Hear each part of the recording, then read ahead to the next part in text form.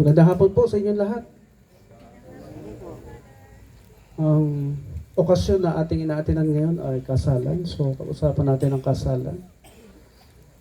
Ang bawat kasalan kagaya nito ay ginagastusan, pinagtsatsaga ang pag-ipunan, ini-invite ang mga malalapit sa kanilang puso, unang-unang pamilya at mga kamag-anak at mga kaibigan.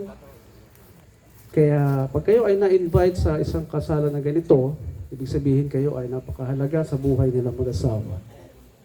Kaya tapusin nyo ito hanggang mamaya. Walang tatakas pagkatapos kumain. Ha? Walang uuwi na maaga. Okay? Now, I'm Dr. Angelo Basse, Reverend Father Angelo Basse. Paminsan-minsan mapapanood niyo po ako sa TV5, sa Good Morning Kapatid, at sa Julius and Tintin Babaw, para sa Pamilyang Pilipino, at sa Billionaire News Channel, at sa EKMJS mo na yan. Pagtungkol sa relasyon, yung mga trending videos tungkol sa mga mag-asawa at mga anak, kaya nandiyan po tayo lagi. Kaya ngayong araw, napakaswerte nyo. Because maririnig ninyo ang sikreto ng forever. Gusto nyo ba yun? Gusto nyo yun? Sikreto ng forever. Tumatawa si Geraldo. Naniniwala ka ba sa forever? Oh, yun mo pala eh. Kala ko hindi eh. Bakit? Kasi yung mentalidad natin, ang pwedeng sumira or magbigay ng magandang buhay sa atin. Kung tutusin bawat marriage, pinag-aralan na yan eh. Sa marriage daw, nagsisimula kung paano unlad ang isang pamayanan. Sa marriage daw, nagsisimula kung paano ma-fulfill yung happiness ng isang tao. Sa marriage daw yung nagsisimula, pinag-aralan na po yan. Sa marriage din nagsisimula yung magandang kinabukasan ng bayan. Alam niyo ba yun? Kasi, pag sa loob ng pamilya, may problema na. Kung sa inyong dalawa pa lang, problematic na kayong dalawa, stressful na kayong dalawa, eh paano pa yung mga ilalabas niyong anak? Bit-bit nila yan. Ano man na nakikita, nasusubaybayan nila sa loob ng inyong tahanan, yan ay bit-bit nila. Hanggang sa maglakihan yan at maisip nila at masabi nila sa mga kaibigan nila, ay walang perfect marriage. Bakit? Kasi si mami and daddy, lagi nag-aaway eh. Eh ang tanong, naintindihan niyo ba yung salitang perfect marriage? O tataas, magsusurvey ako dito. Taas ang kamay, naniniwala sa perfect marriage. O dyan pa lang, may problema na tayo, wala nagtataas. O, kayong dalawa, magtaas din kayo. Why? Because anything that you don't believe with, you will never make any effort to achieve it. Ulitin ko. Anything na hindi mo pinaniniwalaan, hindi ka mag-e-effort para ma-achieve ito. Di ba? Hindi ka naniniwala eh. Hindi susunod na katawan mo. Para saan ba itong ginagawa natin? Bakit kailangan natin ng quality time? Para saan ba itong ginagawa natin? Bakit trabaho tayo ng trabaho? Eh wala naman forever. Eh, wala na. Di ba? Kaya kanina nangyayari ang forever sa inyo mismo. Sa desisyong ginagawa ninyo. Kaya pag hindi nyo desisyonan, eh hindi nyo ma-enjoy ang marriage. Marami na nag-asawa, nauna pa sa atin, maraming siglo na nakaraan, pinag-aralan na po nila yan. Kaya pag hindi mo alam ang design ng marriage, nahuhuli ka sa panahon. Ignorante ang tingin dyan, ang tawag dyan. Nahuhuli ka. Marami na scientists, philosopher ang nag-aaral tungkol sa marriage. Even Albert Einstein, pinag-aralan niya ang marriage. Ang sabi niya, marriage is a risk. Risk daw ang marriage. Risky. Pag sinabing risky, pwedeng humaba buhay mo or umikse. Paano ba umikse ang buhay sa isang marriage, Father? O yung asawa mo, i-stressing ka. Yung asawa mo mismo. Kahit wala kang bisyo, yung mga minana mong sakit, 4 generations backwards, gigisingin yan dahil sa stress. Newsweek, 2020 headline. Lahat ng sakit natin, nagsimula sa stress. Walang bisyo, magugulat ka, biglang nagkasakit. Paano? In-stress ng asawa. Eh, sino ba unang mangi-stress sa'yo? Eh, yung sino lagi mo kasama sa loob ng bahay, pangalawa na yung mga tao sa labas. Kaya pag in-stress mo ang partner mo, asawa mo, eh doon magigising, yung mga minana yung sakit. 4 generations backwards. Kaya tingnan niyo yung mga doktor. Pag wala na silang makitang source ng sakit mo, tatanungin na yung vision ng tatay mo, ng lolo mo, ng lolo mo. Bakit? Nasa genes yun eh. Dumadalo yun. Lahat na pumasok sa kanilang 5 senses, mata, tenga, ilong, bibig, lahat na pumasok dyan, na-absorb, mapupunta sa dugo. mapupunta sa'yo. Kaya ayaw mo magkasakit, edi live a stress-free life. Totoo yun. Kaya hanggat ngayon, kung hindi mo pinaniwalaan hanggang ngayon, hindi talaga mangyayari sa iyo. Like may wrinkles. Yan ako, walang wrinkles. Kasi pinipili ko yung reaction ko sa bawat sitwasyon. Di ba? Piliin mo ang reaction mo sa bawat sitwasyon. Bago ka magwala. Kaya nandito to sa ibabaw, unahin gamitin, kesa dito. Ay, di ako magagalit sa asawa ko. Tatanungin ko muna siya. Honey, ba't late ka na umuwi? Iba pag tama yung tono, di ba? Pag maayos yung tono, maayos din ang sagot. Eh pagka hindi maayos ang tono, ba't ngayon ka lang umuwi? Pwede na pa ako titext sa'yo. Naka-off cellphone mo. Siyempre, i-defense niya sarili niya. Hindi na maganda yung usapan. Bakit? Kasi nauna to eh. Nauna yung emosyon. Ha? Kaya ang sabi ng love, ano ba description ng love? Love is kind, love is patient, love is... Ano pa? Memorize nyo dapat yun. Ha? Love does not easily anger. Hindi agad nagagalit ang taong nagmamahal. Tama? Tama, Dad? Tama. Hindi nagbabalik ng mga tapos na, ng mga nakaraan na. Hindi na sinusumbat. Kasi pag hindi na-resolve, kahit 10 years ago na yan, lalabas at lalabas. Kaya i-resolve kagad. Kasi naiipon ay natatambakan. So, nag-aantay lang ng timing kailan ilalabas. Pag nagka-chance, naku, kahit na hindi yun yung topic na pinag-aawayan nyo, madadagdag sa topic na pinag-aawayan. Gusto nyo ba yun? Yung stressful life? Sino may gusto nun? Wala naman, di ba? Kaya nasa inyong kamay din yan. Kung ano magiging reaction nyo sa inyong mag-asawa. Patuloy ko sinabi ni Einstein. Marriage is a risk. But, sabi niya, it would be an enjoyable journey. Kapag, ulitin ko, if you have one spirit. Yun ang kanyang nakita. Kailangan pala magkaroon ng one spirit. Saan pa makikita yung one spirit? Doon sa isang body. Ang isang body, inangalangan lamang ng isang spirit. Ano yung spirit? Yun yung pagkakaisa sa psychological, sa physical, at sa spiritual bagay na nakita ng scientist na si Abraham Maslow. Mga nag-aaral ng psychology dyan. Abraham Maslow, 3 bahagi ng ating katawan. Ang kailangan nyo pag-isahin, psychological, physical, at spiritual. Unahin natin yung physical. Mga bagay na gusto ninyo, mga nakikita ninyo, na-experience, dapat iisang mundo lang ang inyong ginagalawan. Pag mahilig sa basketball, samahan mo.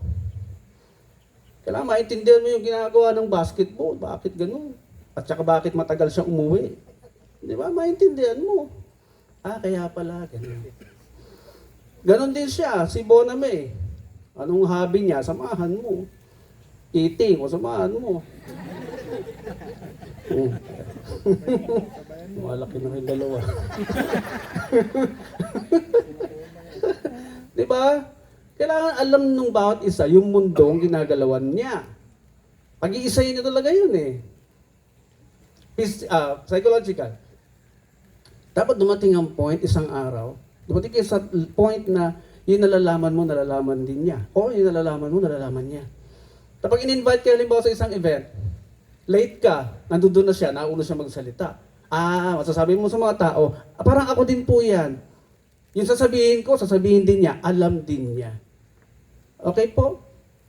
Di marami kayo pagkakasunduan sa lahat ng bagay. Kasi nalalaman, nag-agree kayo sa lahat ng bagay. So, wala kayong kalapagtalunan. Diba? That's psychological part. Spiritual. Saan nanggagaling hindi sa Diyos? Hindi kailangan magkaiba religion. Ito sinasabi ko, direkta sa Bible. Sabi ni Jesus Diba? Dahil dito, iiwan ng lalaki ang kanyang magulang at makikipisan sa kanyang asawa at sila magiging, what? Isang katawan. Pareho sila ni Einstein ang sinasabi.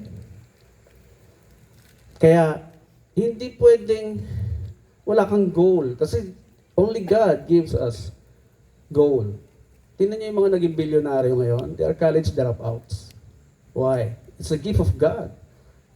The school cannot give it. Hindi kaya bigyan ng mga university yan, yung gift sa'yo ng Diyos. Ikaw lang makaka-discover niyan eh. Kaya gusto niyo maging makulay ang inyong pagsasama, Gerard? Gusto niyo maging makulay ang inyong pagsasama? Hindi kayo ma-bored? Kasi 20 years, 30 years, matagal yun. 40 years, di ba? 50 years, para hindi kayo ma-bored, find your goal. Find your vision. Hindi sapat na maging abogado ka lang or doktor. Hindi sapat eh. Kailangan may mas mataas kang goal na pinakikinabangan ng mas nakararaming tao. Einstein again, only a life shared with others is a life worth living. Only a life shared with others is a life worth living. Hanggang doon lang naman eh. Wala ka na pwede magawa other than that. If your existence benefits the whole community, abay, kusang dumarating ang pera dyan, hanapin ka kahit saan ka tumira. If you know something that solves other people's problem, kahit saan ka tumira, kahit saan kayo tumira, hanapin kayo. Kaya importante yung specialty, specialization sa isang bagay to solve other people's problem. It's like a tree. Ganon tayo dinasign ng Diyos. Kaya if you want to study your personality, think of a tree. Kailangan natin maging mabuwa kasi yun ang unang utos eh. Sabi niya doon sa male and female, be fruitful, then multiply. Don't multiply. First, yung nagparami ka ng anak, hindi ka pa fruitful, talagang challenge yan. Diba? Kaya gusto kong i-correct yung inyong mga narinig before, na humayo kahit magparami. Hindi po yan ang unang utos ng Diyos. Unang utos is be fruitful. Genesis chapter 2, o chapter 1, verse 26. Be fruitful. Kapag fruitful ka na, kahit ilan pa i-multiply mo, kaya mong pakainin, kaya mong buhayin because you should have an orderly life. Kaya pag na-stress ka na kasi hindi mo na mapakain sa dami nila, gusto mo ng magandang future, tapos kulang na yung kinikita nyo, stressful life na yun, hindi na yan sa Diyos. God is a God of order. Kaya yung tatlong bagay na sinabi ko sa inyo, pag-isahin ninyo, otherwise, lagi kayo magtatalo. Yung isang body na yan, kung lagi kayo magtatalo, dalawang ulo mangyayari. And God did not design a body with two heads. It's a monster. God never designed a human being na may dalawang ulo. Only one. And that is you, Gerard.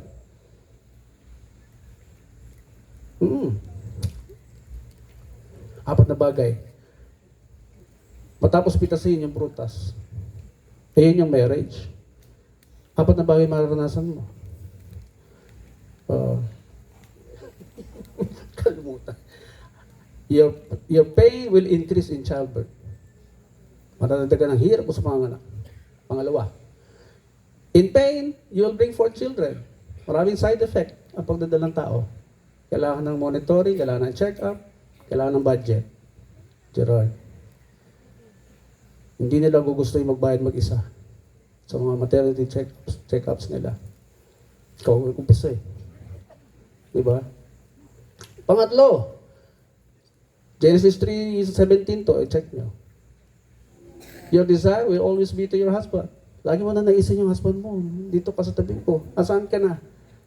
Diba? Kasi may peace of mind pagkatabi mo na yung husband mo eh. Pag wala pa, mag-worry ka. Kaya kailangan mo rin mag-update. Gerard. Ha? Wala tayong excuse, meron ng power bank. Diba? Technology is solving every problem. Kaya wala ka nang magiging excuse eh. Even yung marriage design, madaling i-google. Oh, how to be a good wife.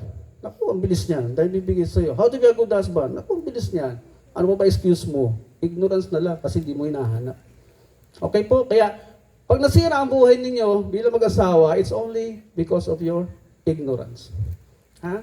Kaya technology ngayon helping us also to get the right information in just one click. Okay? Ito pa, finally, Article 1, Marriage, Family Code. Marriage is a special contract. Sa mga nag-aral ng law, bakit special contract? Kasi may ordinary. Yung ordinary contract, pwede rin natin ipasok yung ating terms and conditions. Halimbawa, bibili ka ng bahay or papagawa ka ng bahay o bibili ka ng kotse, yung mga terms and conditions doon, pwede mong ilagay. Meeting of the minds kasi yun eh.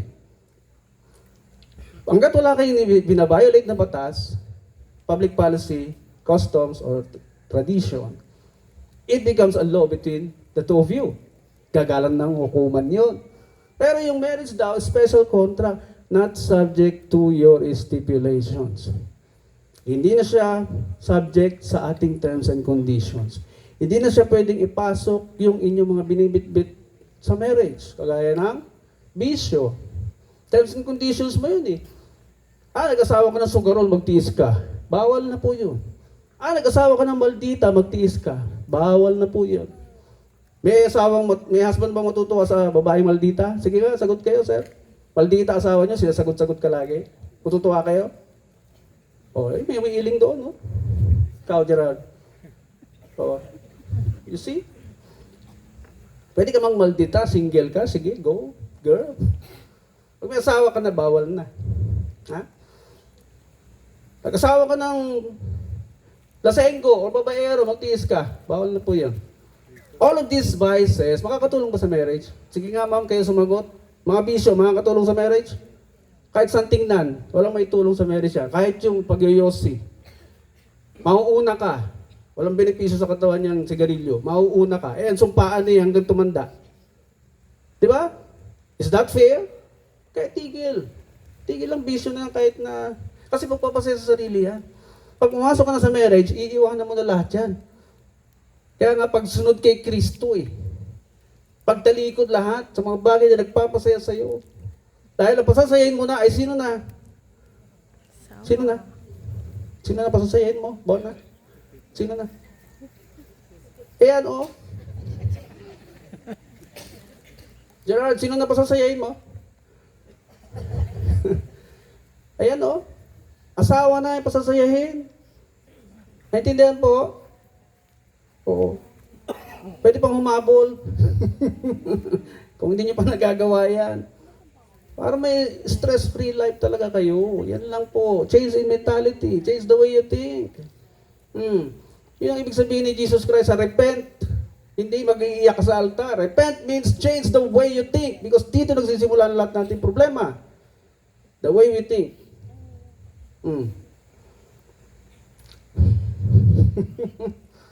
Kaya daming problemado sa marriage. Wala nagtataas sa perfect marriage because hindi naintindihan yung salat ng perfect marriage. So that is marriage, special contract. What else? Precious gem. Marriage from the word gem. Pag-iisahin talaga kayo, aalisin ng mga putik, dumi, lupa, true pressure, and heat. Kaya may away talaga sa marriage. Pero dapat yung susunod na away ninyo, ibang topic naman, hindi yung the same topic. Di ba sakit sa ulo yun? Ba't pinag-aawayan na naman natin to? Di ba tapos na to? Dahan-dahan nyo habang tumatagal. At ang unang challenge sa inyo talaga, Mark Twain, American philosopher, you will never understand marriage until you reach a quarter of a century. Ilang taon yun? Quarter of a century. Ilang taon? 25 years. Parang silver yan. Valuable.